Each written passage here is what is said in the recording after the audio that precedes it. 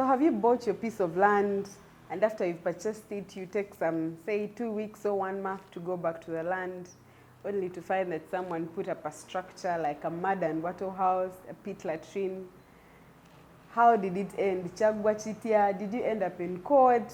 Was it your fault? What didn't you do when you were purchasing that land? Today I came to let you in on the red flags in land purchase in Uganda. My name is Aine. Welcome to Street Law. So the very first thing you're going to do is to visit the land. It's probably what informs your decision on whether to buy it or not, depending on how you see it, the environment, the view. So the first visit that you make is what informs your decision on whether to continue with the transaction. In most cases, we'll go with brokers, and yeah, they know the land. Probably the owner has told them the boundaries and they will show them to you also. But if it is possible, go with the owner of the land. Sometimes it's not possible for genuine reasons, but in case there is an opportunity, let the owner of the land go with you and show you the boundaries of the land as they know them. The second thing that you're going to do is to carry out a search at the Ministry of Lands. Yes, we all know about this probably, but some people lately just do searches off the system and you just get to see the owner of the land, then encumbrances are not there, they will write for you nil. But it's important that you get a search report. Currently, the Ministry of Lands will also put on your search report the NIN of the person selling to you. That is very, very important. I have seen some other people access the photograph of the owner in the system and etc. All that is good, but right about now, at least the Ministry of Lands will also give you the NIN, the National Identification Number of the person who owns this land. So it is easy for you to now verify this information, which is actually the third thing that you're going to do. Verify this information, connect the dots. Look at the documentation of the seller vis-a-vis what you got from the Ministry of Lands. Is the NIN the same? Is that National Identification Number the same? And then, in case the person selling to you doesn't have a national ID, kindly halt the transaction.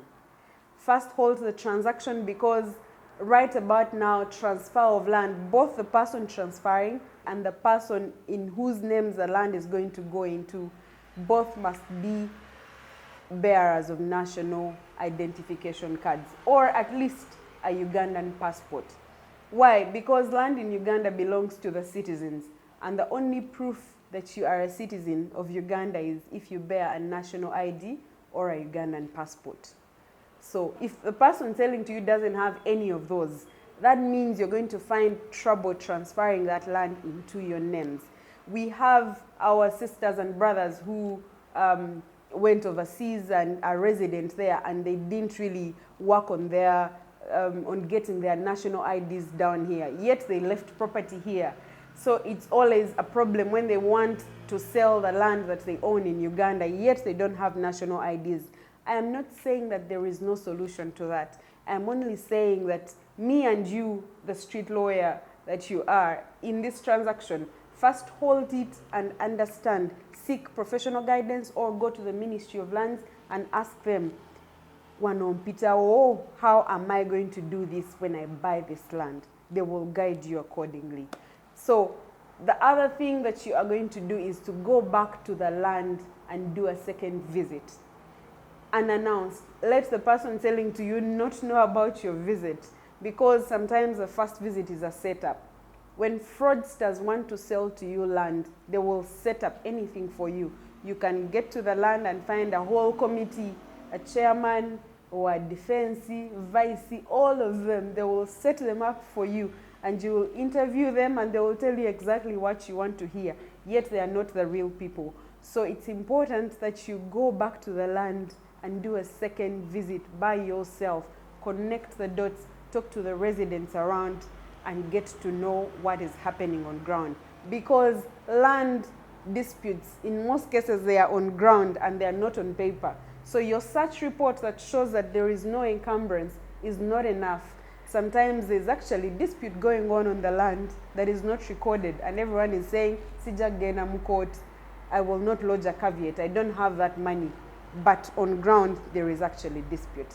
And that information, you can only get it from the residents, from the chairman, LC1, and yeah, the people on the village, really.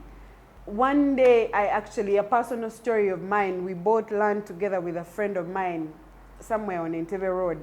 And the lady who was selling to us was an American citizen, once a Ugandan and now American. And she had come to Uganda. One of the things she wanted to do was to sell her land. So she wanted her money all at once because she had a limited time here. So we made a search in lands. It was in her name. We paid her all her money. On ground, the land was vacant.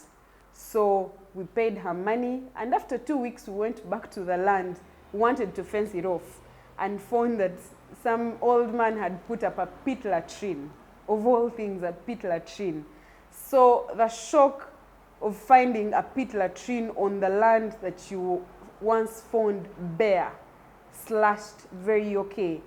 Yes, of course, it was the beginning of quite a long journey. So we went and inquired from a neighbor nearby, and so she told us, it has had disputes. They keep trying to stop everyone who comes to buy it. So when we talked to the guy said, Nze ndiwa chivanja, literally saying, I have a chivanja interest and you people bought a title interest. So me, I am going to stay for as long as you haven't purchased my chivanja interest. Long and short, we ended up in court. This man's claim was not valid, but it was a very great inconvenience. We ended up compensating him actually, not because he was legit, but because we wanted to buy our peace. So those land disputes are on ground more than they are on paper. The other thing that you're going to do is open the boundaries of the land. All these things I'm talking about, some can really happen concurrently. People want to open boundaries of the land when they've finished purchasing it. That is an error. We are in an era where people can sell to you land here and give you a title for somewhere else. So the main purpose of opening boundaries is to ascertain that the land that I've bought here, where I am, this title they've given me or they are going to give me really, truly sits here, belongs to this land. Otherwise, someone will sell to you a piece of land and give you a title for, I don't know, and it might be on the same block, but when it sits somewhere else. The other purpose of opening boundaries is to ascertain the measurements of your piece of land. If you bought an acre, to know that truly I have an acre. It measures so much and it's not less than that. Or if it is less than that, or if there is a land encroachment, you get to know it so that you don't buy land and start now fighting with a neighbor who built their gate in your land. Yet you found them there. So it's important that you open the boundaries before you purchase. If you're now sure that you're good to go, you've connected all the dots, you're in for the transaction, have a professional draft for you a sales agreement. We are in an era where you can just get a document off Google, ChatGPT, get your sales agreement and edit. But trust me, a professional looks at the transaction with different lenses than you do because they took time to study these things. So get a lawyer to draft for you a sales agreement. I know by now people say lawyers are expensive and all. That's true. Good lawyers are expensive, but they will secure your few millions of money like the Banyankole call it. It's important that you get a professional. But in case you don't, still get a sales agreement drafted, whether by the chairman, LC1 or yourself, but make sure there's something in writing. Let it talk about your payment plan, if at all you're not paying all the money at once. Let it talk about if there's a person doing some cultivation on the land, is someone staying in the land, let the sale agreement talk about them. When do they get out? Who is going to compensate the person who planted these beans? Are we going to wait for the harvest? Let it be really elaborate. What happens if I default on the first installment? On the second installment, will you terminate the transaction? So that is why it's important that you get a professional, or that's why it's important that you have a sales agreement drafted to lay down all these things, the terms and conditions. When you are done paying for the land, the other thing that you're going to do is kindly transfer it into your names. It is very important to immediately transfer land into your name. By now, in most cases, you have used all the money in the land purchase and etc. But if it means borrowing some money to transfer the land into your name, do it. You will pay back that person later. Why am I emphasizing that? When you get registered on land, in case there is fraud that comes after, which you aren't a part of or which you didn't know, the law protects you so much. It actually gives you a name. You become what we call a bona fide purchaser for value without notice. That's the name that the law gives you in trying to protect you, that you were bona fide. You didn't know about fraud. This doesn't apply to somebody who didn't register themselves on the title. No. If you kept your transfer forms and agreement somewhere in your bookshelf, the law won't protect you as a bona fide purchaser. So it's important that you get registered. The other thing is you get to do away with the inconvenience of the dynamics at the Ministry of Lands. Every other day, there's something new they're introducing when they're trying to cure some errors that are happening. In 2010, for example, they never required the presence of the person selling to you to come to the Ministry of Lands and confirm that they sold to you. But right about now, in most cases, they will tell you, let the person who sold to you appear here to confirm that they're the ones who signed this transfer form. So if you buy land now and wait to transfer after 5 years or 4 years, you will start looking for this person who sold to you and you cannot trust them. And what if they die? It's another process altogether. You have to wait for them, the family, to appoint an administrator to transfer land into your name. So all that inconvenience is not worth it. You would rather get money from wherever you can get it and transfer the land into your name. You also avoid the temptation of people selling twice. Because if someone sells to you a piece of land and it takes 10 years without being transferred, there's that temptation. They never really wanted to sell twice, but they can sell twice, and before you know it, two of you are competing for the same interest. Then, when you are done transferring the title into your name, which can also happen concurrently with this, take possession of your land. If it means planting some beans, plant them, fence it off, do something with your land. There is nothing that speaks for itself like possession. Even when people put signposts, this plot is not for sale, someone might wonder that, can't I just remove it and sell it?